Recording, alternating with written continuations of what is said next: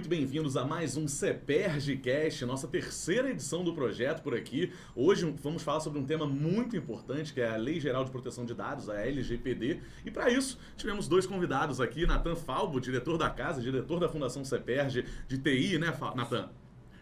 Seja muito bem-vindo, né? Obrigado. Temos também aqui ao meu lado Viviane Clemente, advogada que atua na área de LGPD, consultora de LGPD já há algum tempo. Seja muito bem-vinda, Viviane. Obrigada, boa tarde. Boa tarde. E tendo dito isso, vamos direto para o papo aqui, que tem muita coisa boa para a gente falar hoje. Essa que é uma lei relativamente nova aqui no país, né? Cerca de aproximadamente 2 anos, não é isso? Sim, sim. Então tem muita coisa boa pra gente matar aqui e entender melhor sobre ela. Começando o nosso papo, gente, eu queria até pegar o gancho que eu estava falando da juventude dessa lei, né? Fazem aproximadamente 2 anos que ela foi implementada no Brasil. Eu queria entender qual é a percepção de vocês quanto à lei, como ela foi aderida aqui no país inicialmente. Vocês têm alguma visão geral sobre isso? Que a gente possa começar esse bate-papo? Sim. É uma lei, como você falou, recentemente nova. Ela foi sancionada em 2018, embora seus efeitos viessem a se tornar reais agora, né? Ela é uma lei justamente pensada para proteger os seus dados pessoais, né? Os dados pessoais são seus, é um direito, inclusive a PEC 17/2021, ela já está sendo votada para colocar, né, o direito da liberdade, né, de você ter a liberdade dos seus dados, né, como um direito fundamental, né, previsto em Constituição. Essa lei ela se baseia, né, em princípios que a gente pode exemplificar da seguinte forma. Quando você, por exemplo, está no WhatsApp, está navegando no Google e você digita assim, pizza, né, ou você digita game, né, um jogo específico, Call of Duty, né, e você volta para uma rede social, por exemplo, um Instagram, né, você começa a receber propaganda daquilo. Então, vamos supor, você está procurando sobre cama, né, e você começa a receber propaganda de cama nas suas redes sociais, né, sem você ter feito isso dentro da própria rede social. Isso acontece porque existe dentro dos servidores de dados, cruzamentos dentro de dispositivos celulares, né, ou até mesmo os nossos desktops, são os nossos computadores normais, os algoritmos que rodam por trás que você não vê, eles começam a cruzar esses dados. Se eles cruzam esse tipo de pesquisa, hoje a gente consegue também fazer cruzamentos de informações pessoais muito mais fácil. A tecnologia ela evoluiu a um ponto que, por exemplo, eu digito lá o meu nome no Google, Nathan Medeiros Falbo, eu consigo hoje começar a fazer cruzamento de dados para saber quais são as empresas que eu tenho, onde se eu sou servidor público ou não, aonde eu estou lotado, se eu tenho dados bancários, quais são meus telefone, residência, tudo isso a gente consegue cruzar. Então a LGPD ela vem para justamente proteger as pessoas do uso indevido desses dados. Né? Ela não vem para sancionar empresas ou órgãos públicos no sentido de não, você tem meu dado, agora eu quero tirar meu dado, então eu vou pedir uma multa para você, eu vou entrar com uma ação contra você e eu vou te sancionar. Não, ela não funciona assim, ela funciona justamente para regulamentar esse sentido, para evitar que inclusive mesmo governos, agências ou outras instituições, inclusive estrangeiras, usem nossos dados de forma indevida. Num período de muita exposição, né, online, na internet, essa é uma lei extremamente importante, né?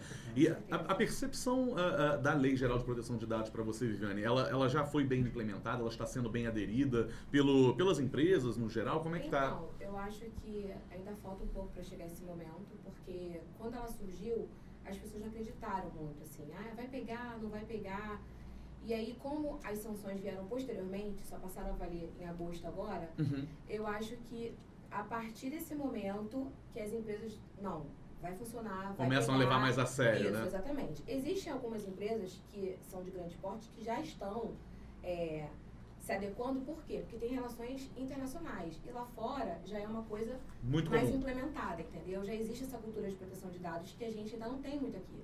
Então eu acho que vai demorar um pouquinho, tá? Para pegar essa cultura mesmo de proteção de dados pessoais, mas eu acho que vai acontecer, entendeu? Porque o que acontecia antes? As pessoas acabavam usando os dados dos titulares de forma desordenada e até um pouco abusiva, né? Sim. Porque geralmente quando você entra num site que tem lá a política de privacidade, ou você não entende o que está escrito, ou você não lê, ou você não lê. Então, assim, por quê? Porque não é uma leitura fácil, não é uma leitura explícita. Então, agora, com o processo de adequação que as empresas vão ter que fazer, isso vai melhorar.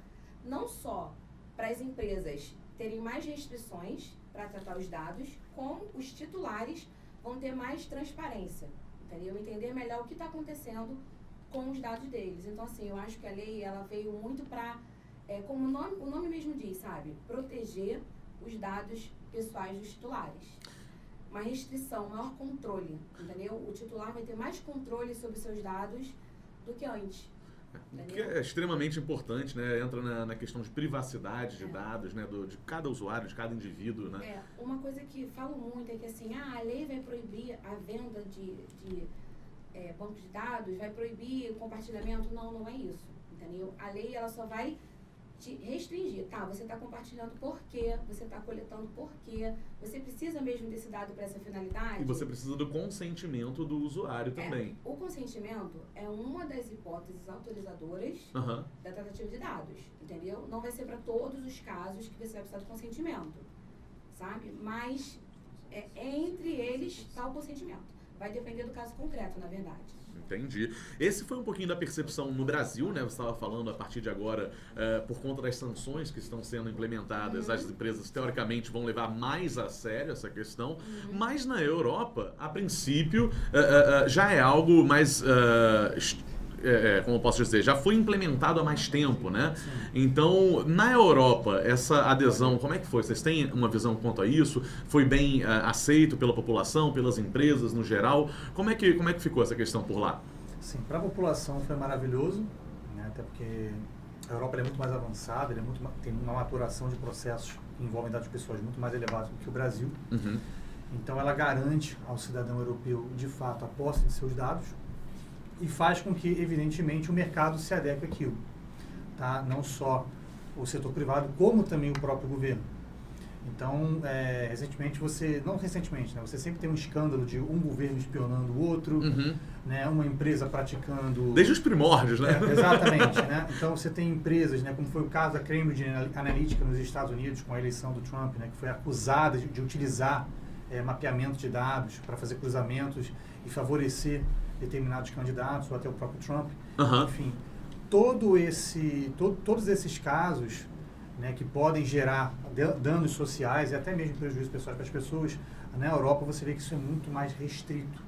Existe sim maturação de cultura organizacional dentro das próprias empresas, dentro do próprio governo. Existe um controle social muito maior no governo, né, o controle social voltado para a administração pública.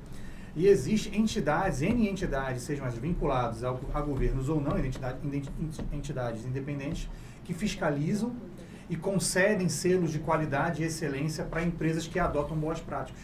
Então a coisa lá de fato funciona. No Brasil, como você falou, isso aí é muito recente. É recente, na verdade, não no Brasil, mas na América, em todas as Américas, seja do Sul, Central ou do Norte. Então é um avanço que a gente tem hoje, que, como ela falou, né, não impede a empresa de vender, mas, por exemplo, se você vende o meu dado, eu tenho o direito de perguntar para quem você vendeu. Justo.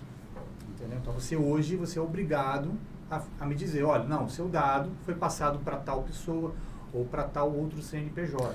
E agora, com essa implementação da lei, né, e as empresas levando mais a sério, o que exatamente as empresas devem observar ao tratar os dados desses usuários? Quais são as especificidades nesse ponto? Então, o que mudou, né? Então, a lei, ela veio com 10 princípios, né? E bases legais. Então, assim, agora a empresa, primeiro ela vai analisar os princípios da lei. Por exemplo, para que finalidade você vai colher aquele dado? Entendeu? Qual é a necessidade de colher aquele dado? E aí, depois ela vai usar uma base legal para poder colher aquilo ali. Por exemplo, uma pessoa foi e fez uma compra numa loja de departamento, tá? Ela fez um pagamento em boleto, vamos supor, em carnê, né? E aí a loja deu o produto para ela e ela vai pagar em tantas parcelas. E aí, naquele momento, a empresa coletou os dados dela. Então, se futuramente ela parar de pagar, a empresa vai poder ligar para ela para cobrar, vai poder acionar a justiça e não vai precisar do consentimento. Entendeu? Por quê? Porque existe uma execução de contrato ali.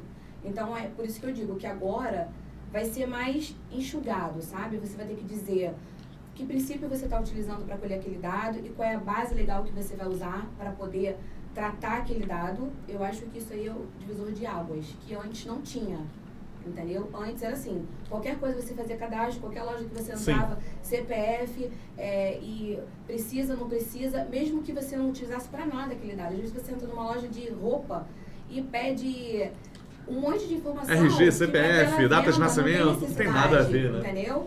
Então agora isso vai ser mais restrito, exatamente. Entendi. E as empresas devem ter, certamente, um departamento de segurança de dados a partir de então? Ou não nada mudou quanto a esse sentido? A princípio, ela prevê, né, a visão do encarregado de dados, que vai ser o responsável, ele também tem atribuições legais, né, para representar a empresa diante da ANPD, que é a Autoridade Nacional de Proteção de Dados, que é o órgão regulamentador/fiscalizador. E esse encarregado de dados, ele também vai interagir internamente entre os setores, né, oferecendo boas práticas, procurando meios junto aos setores, meios razoáveis, né, que possam ser executados dentro daquele cenário, que possam garantir proteção e adequação a processos. Né, como ela falou, esse estudo de caso aí, você vai numa loja de departamento, beleza, você compra, você tem o telefone, você tem o e-mail, você tem o CPF, dados para emissão de nota fiscal, dados para uma entrega, dados para cobrança, geralmente são esses 3 tipos. Aí você imagina uma empresa que pede, por exemplo, qual é a sua situação, qual é a sua renda, para que ela quer essa informação? Por que ela quer essa informação, né? Ou se você tem algum tipo de doença, por que ela quer essa informação? Se ela é uma loja de departamentos, eu estou comprando, por exemplo, uma cama, né? Para que a loja quer isso? Então, hoje eu posso negar esse tipo de informação baseado numa lei sem que a execução do contrato seja prejudicada. E complementando o que ele falou, por exemplo, quando você faz uma compra dessa, você não tem conhecimento de quanto tempo que aquela empresa vai ficar com o seu dado, né? Agora não, agora o dado tem uma vida útil. Tá, você vai coletar, mas você vai ter por quanto tempo? Porque você concorda se, nesse exemplo da compra que eu fiz, tá? Conseguiu resolver, pagou o produto, sanou. Para que a empresa vai ter todos aqueles seus dados ali armazenados, entendeu? Então agora isso vai mudar, sabe? Não vai ser mais com os dados para lá e para cá e como eu falo, às vezes a gente recebe várias ligações que a gente não sabe nem de onde vem. É muito por isso. É muito chato. Eu, por exemplo... Não existe controle. Então vai de uma empresa que vai para outra, que vai para outra. Sim. E a gente fica doido, né? Eu já não sei mais o que fazer com essas ligações, gente. Toda hora é alguém querendo vender alguma coisa. Isso. E a gente bloqueia um número, vem outro número, vem outro e outro e outro. Não adianta, você pode bloquear 10, surgem mais 50, 100 para fazerem esse trabalho de marketing, né, de vendas, que é muito complicado. Né? Mas isso, a LGPD pode ajudar a prevenir esse tipo de coisa. Com né? toda certeza. Certamente. Tem até uma base São os legal processos que vão ser readequados. Entendi. Não, muito bom saber disso. Da próxima vez agora eu falo, o senhor conhece sobre a LGPD? Não, você tem base legal. Você tem base legal para estar me ligando nesse momento? Vou falar com a minha advogada Viviane Clemente. Vou chamar ela aqui para conversar com você. Bem, dando continuidade aqui ao nosso papo, então, já entrando num outro ponto, existem dados que não podem ser solicitados de maneira alguma? Ou não, qualquer dado pode ser solicitado desde que haja a premissa daqueles 10 pontos que você vinha mencionando anteriormente? Exatamente. Não é que eles não possam ser coletados. Tudo vai depender do caso concreto, entendeu? Para que você vai querer aquele dado? Por exemplo, você vai fazer um contrato de emprego, tá? Você vai fazer uma entrevista com o candidato e aí você pergunta para ele qual a filiação sindical, que não tem nada a ver com a função que ele vai exercer. Esse dado é um dado sensível. Para que você está perguntando isso para ele? Sabe? Tem que ter uma finalidade, sempre. Exatamente. Tem que ter uma finalidade e o embasamento legal também. Entendi. Entendeu? Agora, uma coisa que me passou aqui pela cabeça é que, por exemplo, eu estou num site que eu quero fazer uma compra. E se eu detectar que esse site está me pedindo uma informação que não condiz com a realidade, assim, para que eu tenho que dar essa informação para o site? Mas eu queria fazer aquela compra. Eu gostei do preço, eu quero comprar e eu estou me sentindo exposto no quesito de privacidade, informação que eu não queria dar. Existe alguma ação que eu possa tomar para continuar fazendo essa compra, mas ao mesmo tempo eu tenho que entrar em contato com o site? Ele legalmente ele tem alguma defesa nesse sentido? Então, aí a gente vai entrar de novo na questão da base legal, porque agora eles não vão poder mais pedir qualquer dado para você. Então, geralmente, a tendência é que futuramente só venha aqueles dados relacionados à compra. Por exemplo, um site da China. Tá? Que vende pra gente. Ele precisa saber o seu endereço para fazer a entrega, o seu celular para te localizar, Sim. o seu CPF para garantir que é você, os seus dados do cartão, porque você vai passar o cartão. Então, são dados que são pertinentes à sua compra. Justo, né? Até porque, outra coisa que é importante falar é que agora, com a questão da LGPD, mesmo que a empresa esteja fora do país, se o dado for coletado aqui, a empresa tem que se adequar à LGPD. E esse é o ponto positivo pra gente, entendeu? Porque antes a gente acabava ficando um pouco rendido às legislações internacionais. Agora não. Você tá no Brasil, você tá fazendo a compra aqui, não importa se o site é chinês ou o que for, tem que ter adequação. Dando continuidade, então, ao nosso papo, eu queria entender um pouquinho mais com vocês sobre as sanções que a lei impõe, né, às empresas que descumprirem esse tipo de privacidade, né, de vazamento de dados dessas empresas. Quais são as sanções que podem ser dadas a essas empresas? Como eu falei, a ANPD é o órgão que fiscaliza e regula, né, no sentido a ANPD ela dá a punição administrativa, que é a multa. Né? Fora desse escopo, aí você tem o complemento que é judicial, que se resolve em tribunais, né? Pode requerer indenização para a pessoa, ou até mesmo um indiciamento criminal, caso haja uma violação séria, entre tantas outras que podem discorrer. Tá? No setor privado, a LGPD ela tem esse potencial sancionador muito mais forte. No setor público, não tanto, até por conta de prerrogativas legais que a administração pública ela tem, tá? E ela se resguarda por conta disso, mas o servidor que descumprir determinadas normas e o próprio órgão e os dirigentes dos órgãos podem responder sim, também com base na LGPD, né? Ou até mesmo na lei de improbidade. Então isso pode de fato ocorrer. Não é agora, não creio que já há casos, né? Na administração pública ainda não há casos, pelo menos eu desconheço até o presente momento. Né? Mas no setor privado já tem alguns. No setor privado tem esses casos. A gente vai entrar já agora nesse papo, mas antes de pular para exemplos, né, de empresas que já foram punidas por essa questão, eu queria tirar só mais uma dúvida antes da gente dar prosseguimento. Você vinha citando que a sanção principal, né, é a sanção administrativa, é a multa. Sim. Antes, é claro, de entrar nas indenizações pessoais e particulares, etc. Mas a gente tem dados, né, que na Europa essa sanção, essa pena, né, administrativa de multa é muito alta, né? Entra na casa de milhões de dólares e pode eventualmente quebrar uma empresa. Pode quebrar uma empresa. Né? No Brasil, essa multa, ela é relevante a esse ponto também? É um pouco menor? A gente tem informação quanto a isso? Pode até ser, mas no momento a ANPD ela está trabalhando justamente com a questão da sensibilização, da mudança cultural. Justo. A ANPD ela não quer vir como um órgão para multar, eu vou te multar, eu vou multar, ela não quer arrecadação. Então ela vai trabalhar primeiro, nesse primeiro momento, com sensibilização, até porque a ANPD ela é muito pequena, ela é recente, ela não tem escopo para fiscalizar o Brasil inteiro. Tá? São mais de 50 milhões de CNPJs que nós temos aqui no Brasil. Então é muita coisa para um órgão só fiscalizar. Então ela está fazendo esses trabalhos, a ANPD faz seminários regularmente, tá? Tanto no setor privado quanto no setor público, em parceria, tá? Justamente para criar a sensibilização. Ela fornece esses materiais, evidentemente passando de um tempo, aí sim não tem como, né? Como a gente já tem pelo menos dois cases aí bacanas, que é do setor privado, que foram sancionados. Viviane, conta pra gente que cases são esses que o Natan tá falando pra gente. Antes de chegar no caso, deixa eu só complementar uma coisa que eu acho importante. Eu costumo dizer que a LGPD ela é mais preventiva do que punitiva. Então, além da questão da multa, também tem as sanções que são assim, bloqueio do uso dos dados, exclusão do uso dos dados, suspensão, o que é muito ruim para a empresa. Porque tem empresas que dependem... Advertência. Dependem muito da utilização daqueles dados. Então, se elas sofrem uma punição de não poder utilizá-los, elas ficam mal vistas no mercado, né? Porque se ela trabalha com uma empresa que é internacional, que já está totalmente adequada, ela se prejudica, porque uma empresa que está adequada não vai querer continuar trabalhando com uma empresa que não está e que está sofrendo sanções. Da LGPD, entendeu? Então, acho que esse ponto também é importante da gente mencionar, que essas sanções que são de bloqueio, suspensão ou até exclusão de dados são muito prejudiciais, eu acho que tanto quanto a multa. Também podem levar uma empresa a quebrar, sabe? Porque ela vai ficar sem... Ela não vai poder operar, né? Por conta dessas sanções. Ela precisa dos dados para fazer o seu trabalho de maneira eficiente e, sendo sancionada, ela não vai poder utilizar esses dados e, consequentemente, vai atrapalhar o serviço dela. É só você pensar numa empresa de RH.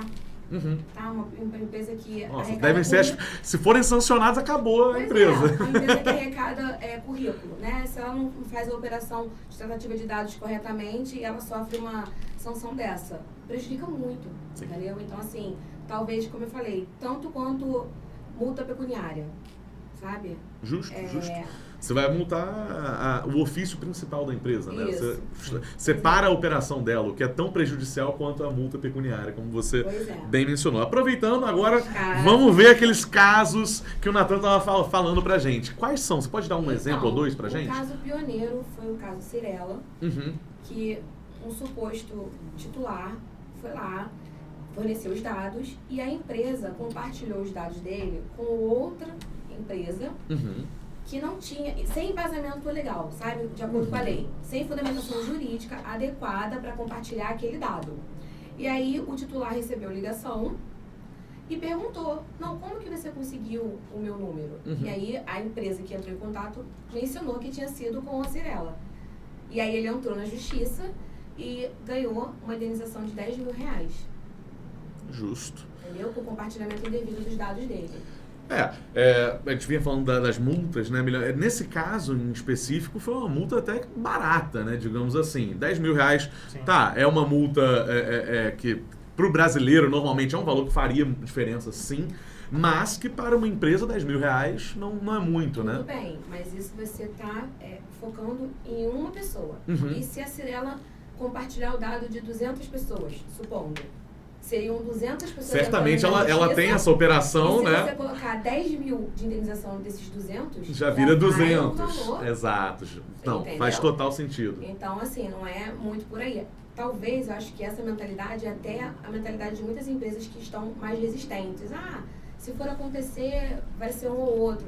Mas a gente tem que pensar no todo, né? Porque geralmente esse banco de dados, ele é enorme. Sim. Então, se todo mundo começar a questionar, o dano vai ser muito maior. E outra coisa legal para falar também é que eu acho muito assim, que além, tá, dos sujeitos que podem se adequar, o titular do dado também tem que mudar a postura, sabe? Ele também tem que questionar. Chegou na farmácia, me dá o seu CPF, mas pra que você quer meu CPF?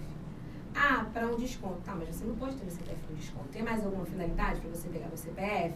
Entendeu? Ou então, numa loja de sapato, fazer perguntas que não tem nada a ver com a compra. Mas pra que você quer esses dados? Então, assim, a partir do momento que os titulares começarem a se posicionar assim também, cada vez mais as empresas vão se adequando e a gente vai ter uma cultura de proteção de dados legais. Eu sempre me questionei muito, eu gostei do exemplo do CPF, né, em estabelecimentos comerciais. Aqui no Rio de Janeiro a gente não vê isso acontecendo muito, mas em São Paulo, por exemplo, é difícil você passar por uma loja sem que a pessoa pergunte, CPF na nota? Eu sempre ouço isso, eu falo, não, por quê? Não quero não, muito obrigado. A nota paulista. Exato. Então... Eu acho pior o CPF para desconto. Eu fico um pouco revoltada com isso. Tanto que tem uma drogaria Araújo, em Minas, que ela foi multada em 7 milhões. Nossa. Porque ela vinculava o desconto ao seu CPF.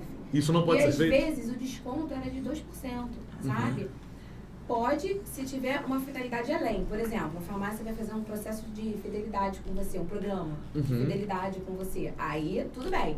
Mas apenas vincular, para você ter um desconto no seu CPF, não. Entendeu? Entendi. Tem que ter uma outra finalidade. Um programa, a terceira vez que você comprar o mesmo remédio, dando um exemplo, tá? Você vai ter um desconto, uma coisa desse tipo. Dando continuidade, então, ao nosso papo, pessoal, queria entender quais são, então, os principais avanços e desafios da LGPD se comparados à legislação anterior, né? Que acredito que nem houvesse algo muito formalizado, né? Então, antes a gente não tinha uma legislação específica para proteção de dados pessoais. Então, a gente usava outras leis. Outros regulamentos, Código de Defesa do Consumidor, Lei de Acesso à Internet, até mesmo o Marco Civil da Internet. A gente não tinha uma específica que desse direitos e garantias específicas pro titular de dados, entendeu? Agora a gente tem um leque de opções com a LGPD. Não só a garantia da segurança do compartilhamento, como a transparência para o titular ter acesso, o autocontrole dos dados, de saber melhor qual que ele vai liberar, qual que ele não vai liberar, entendeu? A relação deixou de ser um pouco abusiva. Tem um aplicativo, FaceApp, que há uns anos atrás, ele envelhecia a pessoa, né? Todo mundo baixou porque era moda, né? Então, todo mundo baixou e tudo mais. E a política de privacidade dele era em inglês.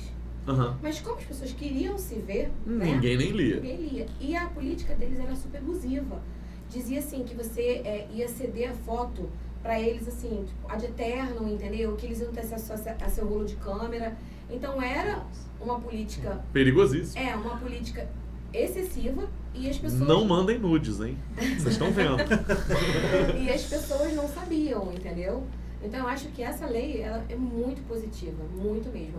As pessoas não estão entendendo muito isso, né? Tem gente que fala, ai meu Deus, e agora eu vou ter que ter com a minha empresa, como é que vai ser, eu não vou poder tratar dado. Não é isso. A lei não proíbe a tratativa de dados. Ela só quer organizar e adequar essa tratativa à finalidade de cada empresa. Eu fiquei com uma dúvida agora, você vem mencionando o caso do Face App, você falou, né? Tava lá nos termos e condições, né?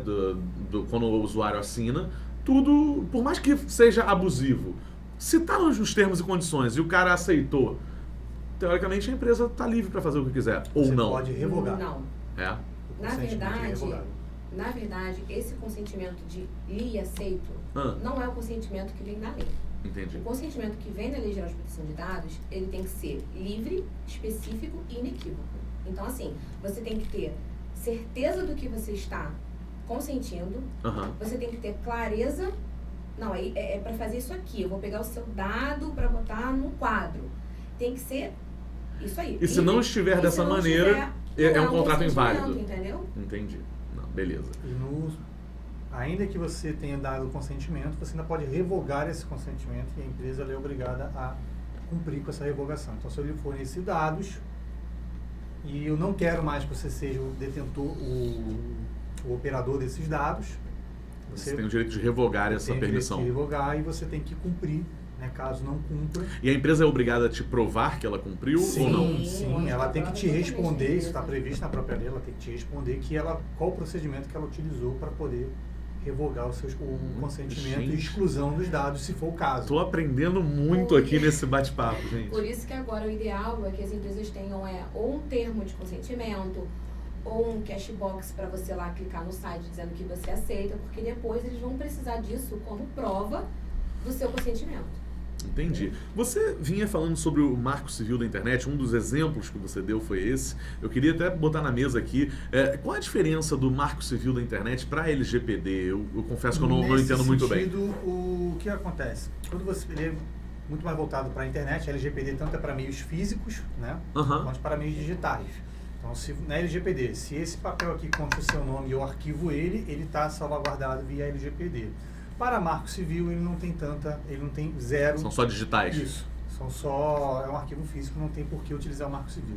No Marco Civil, você tem o quê? Qualquer tipo de dado, seja pessoal ou não, genérico ou não, você pode ser coletado. Porque os provedores, por exemplo, de acesso à internet, tudo dado que você trafega digitalmente vai passar por eles obrigatoriamente. Sim. Então, eles podem coletar aquilo. Aí podem armazenar e podem transferir para quem eles quiserem. Tá? Então, o Marco Civil ele regula essa carga de dados, né, nesse nível. Então, por exemplo, o governo, né, que trabalha com dados sensíveis, por exemplo, trabalha com dados de segurança nacional, que necessariamente não precisam ter a ver com dados pessoais, mas passam por um provedor. Então, esse provedor hoje ele é regulamentado pelo Marco Civil da Internet. Para que esses dados, por exemplo, que de um governo que passe, né, o governo do Brasil, o Ministério da Defesa, né, então estamos construindo um submarino nuclear. Esse dado está trafegando, vamos supor, do Ministério da Defesa lá para o Ministério da Economia. Então, nesse intermédio de tráfego, que se passar por um provedor pode interceptar e pegar aquilo ali e vender, por exemplo, para um governo estrangeiro. Então, se for comprovado, hoje você tem uma regulamentação que consegue impedir, né, que esse tipo de evento ocorra.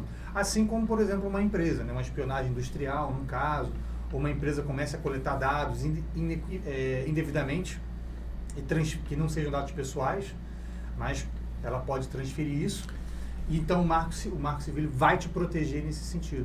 Vai muito te dar bacana. mais uma garantia. Super esclarecedor aqui. Eu confesso que eu não conhecia um pouquinho mais a fundo aí sobre o Marco Civil. Bacana. E você mencionou algo interessante que me pipocou a dúvida aqui mais uma vez. Você estava mencionando que todos os dados passam através desses cabos. Eu até já vi algum documentário em algum lugar, cabos ultramarinos, submarinos, não sei o termo exato.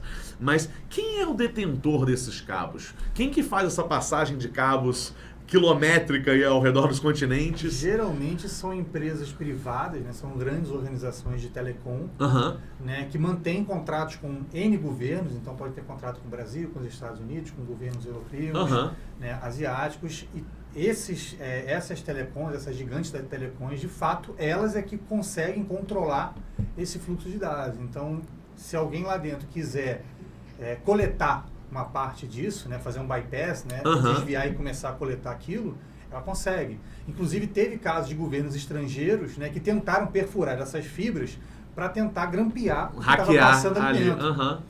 Né, e isso foi detectado, teve escândalos internacionais e tudo mais. Então, as legislações voltadas, né, como marcos civis, né, que existem pelo mundo hoje, elas justamente trabalham nesse sentido, para garantir até que o nosso tráfego de dados tenha uma certa regulamentação, tenha uma certa segurança jurídica, para caso violado, a gente tenha resguardado algum tipo de direito. Não, muito bacana, Nathan. Obrigado pela explicação. E acho que para a gente encerrar aqui o nosso papo, para dar uma pincelada geral aqui, a gente pode bater num último ponto, que o ciclo do início ao fim dos seus dados, né? Quando você fornece o dado para uma empresa, vocês podem falar um pouquinho mais sobre como é esse ciclo no geral? Como a empresa tem que tratar o seu dado do início ao fim do seu ciclo de troca com o seu cliente? Então, agora, o que a gente chama na LGPD de processo de adequação, a gente tem que pensar exatamente isso, da entrada do dado na empresa até a saída dele, né? Então, primeiro você tem que fazer uma conscientização com a empresa, com todo mundo, explicando o que é LGPD, como que vai funcionar, como que é a questão dos dados, da segurança dos dados, e depois o ideal é você fazer um mapeamento. E aí você vai analisar como que o dado entra, quem tem acesso a ele, onde ele é armazenado, qual é a segurança, qual é o meio técnico de segurança para aquele armazenamento, qual é a vida útil dele na empresa, como que ele é descartado, quando que ele vai ser, como que ele vai ser. Então você tem que mapear todo o caminho do dado para poder, depois disso, aí você vai verificar. Bom, esse caminho aqui não é muito seguro, tá? Mas assim, essa equipe aqui tem 10 pessoas que têm acesso a esse dado. Precisa? As 10 precisam ter acesso? Pode reduzir para 5? Coisas desse tipo. Você tem que analisar o caminho dos dados para depois implementar mudanças de segurança, sabe? Tipo, excluir o que não é necessário, verificar se você, para a finalidade que você tem, se você só coletou o dado que tinha que ser coletado. E, em especial, acho que é isso. E isso que você falou se adequa também muito ao que o Nathan vinha falando anteriormente sobre departamentos específicos para isso, né? Exige que as empresas têm que se adequar a isso se quiserem regulamentar de maneira bacana, né? De maneira correta esses dados, né, Nathan? Sim, quanto maior a empresa, evidentemente, mais importância ela tem que dar nesse tratamento, né? Aí nasce a figura do encarregado de dados, né? Com a sigla de PO, né, se for falar internacionalmente, que é Data Professional Officer, que já é um cargo executivo lá fora, aqui no Brasil ainda não é. Né? Como eu falei, o DPO, né, ou encarregado de dados, ele vai ajudar dentro da empresa, né, como a empresa vai fazer essa readequação de processos. Quando a gente fala de processos, a gente tem que entender que não é somente um fluxograma. O ideal é sempre a empresa adotar um framework, né? Geralmente adota o BPMN, né? Que é o Business Process Modeling, que é modelamento de processos. Então, como ela falou, a gente tem que mapear a entrada do dado, o tratamento do dado, né? O tratamento também você tem que entender como armazenamento, né? E o próprio descarte do dado. Sim. E depois a saída, o fim desse processo. Isso gera também uma nova cultura, que é a cultura de processos, que, por exemplo, na administração pública ela é carente. Então, aqui, por exemplo, na CPE, a gente já tem um escritório de processos, né? Montamos um escritório de processos para justamente mapear. Né? E quando você mapeia, você vai começar a mapear processos, né, que intercorrem em dados pessoais, você já começa também a intercorrer em outros processos. E identificar falhas, e você também promover otimização, ou até mesmo a eliminação daquele processo, um processo que não tem uma utilidade. Isso te ajuda, inclusive, a conseguir selos, né, como é o selo ISO 9001, que é o selo de qualidade, o selo 14000, que é o selo de qualidade total, que trabalham dentro desse escopo. Geralmente, as empresas grandes, né, as empresas multinacionais, elas já trazem isso de fora. Então, para elas fazerem uma adequação LGPD, ela é muito mais fácil, porque elas já adotam, por exemplo, princípios de compliance, princípios de integridade, que vão intercorrer. Eles são interdependentes, mas não são casuais. Você não precisa de um programa de integridade ou de uma política de compliance, embora LGPD seja compliance, né, que ela engloba compliance, Uhum. você não precisa ter isso. Mas o ideal é que quanto mais a empresa ela vai crescendo, melhor ela se adapte a isso. Então, tudo vai começar com a revisão de processo. Você não conhece o seu processo, você não consegue se adequar ao LGPD. E se você não se adequa ao LGPD, você fica passível, né, de conseguir... De sanções. E é importante lembrar também que, após feito isso, o mapeamento, né, e a identificação dos problemas, das falhas, que você vai ter um plano de ação para implementar novos procedimentos dentro da empresa, também tem que existir um monitoramento. Por quê? Porque a empresa ela tem uma outra atividade, né, de funcionários, e equipes e tudo mais. Então você tem que monitorar, que aí é até mesmo o que o encarregado de dados acaba fazendo, né, porque ele é a ponte entre a empresa e a NPD. Então ele acaba também monitorando se aquele novo plano da empresa está funcionando, se aquela adequação está mantendo. Eu acho que é muito importante falar isso. E outra coisa também é o seguinte, a gente está, desde o início do nosso bate-papo, falando da empresa, né, como exemplo. Mas a gente não pode esquecer que a LGPD, ela se aplica às empresas, pessoas jurídicas, aos órgãos públicos e às pessoas físicas que tenham atividade de finalidade econômica, entendeu? Não podemos esquecer. Por exemplo, você vai dar uma festa de aniversário. Sim. Tá? E aí você tem 50 convidados. Você não precisa tratar dados, mas você vai pegar o nome e o CPF para botar na porta, para o segurança conferir. Ok. Se você fizer uma festa cobrando ingresso, você vai cobrar R$100 por ingresso. Ah, você vai usar os R$100 para pagar o DJ, para pagar o aluguel do espaço, a bebida. Não importa. Você está tendo uma atividade com finalidade econômica. Sim. Então, nesse caso, você vai ter que cuidar dos dados dos seus convidados.